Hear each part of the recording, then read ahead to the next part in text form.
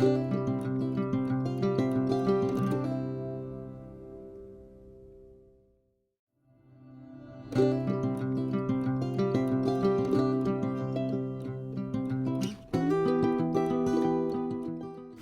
right, today we're going to work on the M847D Zone damper motor. Mine went bad, so I'm going to go over how I replaced it. Front side should look something like this. It's made by Honeywell. Mine has two wires going to it. One's the power, one's the neutral. So it looks like this in the front. If you look on the back, it should have a place for the shaft to go in and an anti-rotation pin, and it goes in your ductwork like this. So here is the Honeywell circuit board, the system that actually the controller board. And I didn't video how I took it off, but hopefully when you see how we put it back together, it'll become pretty clear. So on mine, it was the Zone 2 that wasn't working. And you saw all green lights were on, and the dampers, they stay open when the power is off. So when the red light turns on the control board, the damper should close. So my damper was not closing.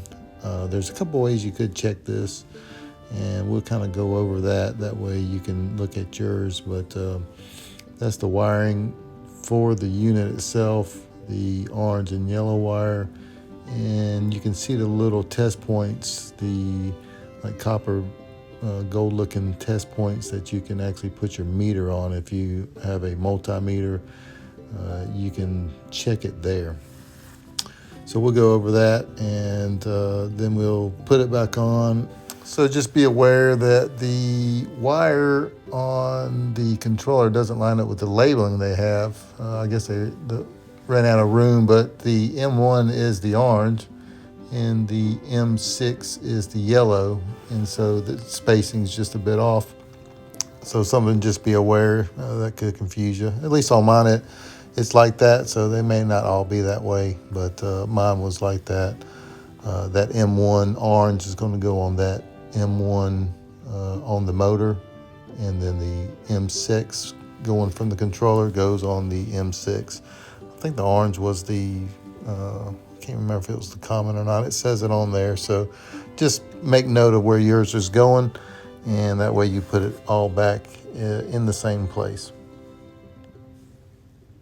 So the wires go in here, and to release them, just press these down, and it should release the wire so you can pull them out. So that's not very difficult. You may have 3 wires, but most of them have 2, just to close the unit. Again, it's defaulted by opening, the spring return to open, and then should close when it gets 24 volts AC. And if you wanted to check that, you could check it at the test points at the motor. I would check it at the circuit board, make sure you're getting 24 volts AC, and then check it at the motor, and you also should get 24 volts AC, and these are the test points you can use to test that with your meter. It's always a good idea to actually test your meter to make sure it's working, and so I check my meter by checking the power going to the controller board, the incoming power, which is on the left-hand side of the board, and I use my multimeter, put it on AC, and I check the voltage going in. I think it was somewhere around 26 volts AC. So this kind of ensures that your meter is working if testing your meter, or you could put it in the socket or somewhere that you can trust that the voltage coming in is good and everything is working the way it's supposed to work.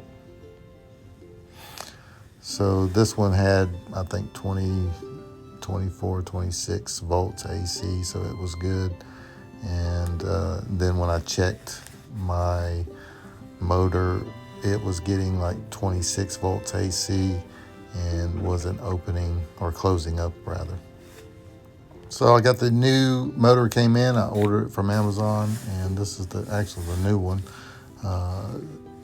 When you get your new one, don't turn the shaft or try to turn it. It is geared, and I think I have maybe some pictures of that, but it is, spring return to the open position, so don't go turning the shaft on the motor. You can strip gears or mess it up.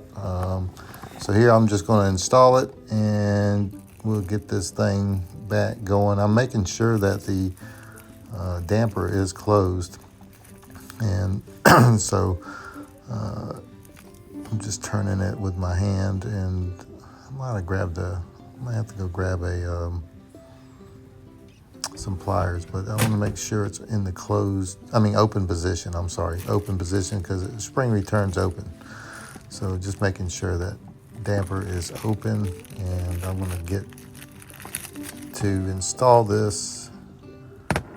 So just getting everything ready. I think it was a 3/16 Allen wrench to actually the set screw.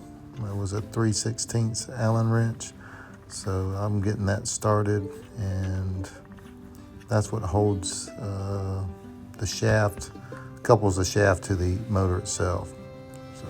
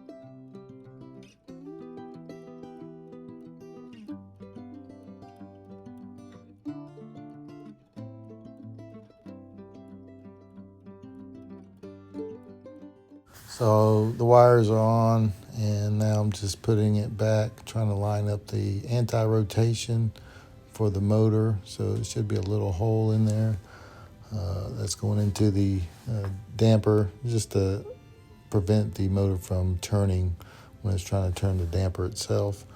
And lining all that up and putting the shaft in the hole, lining all that up and making sure everything's good.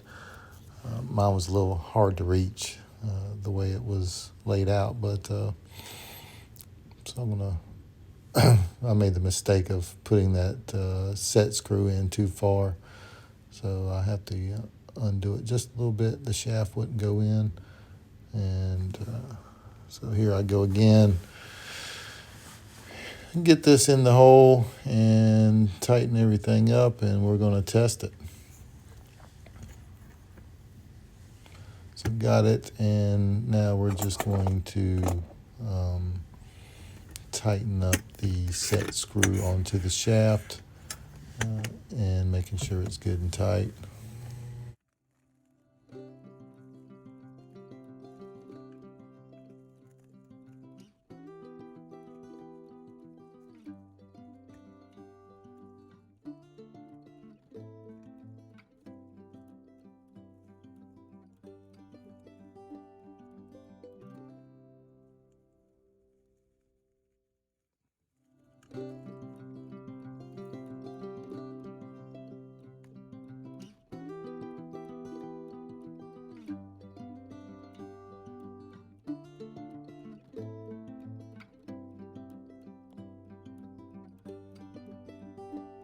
So here's the controller, and zone 1 is green, so it should be spring return open, and the zone 2 and 3 are red, so they should be closed. I don't have a zone 3, so if we look, we see that one is open.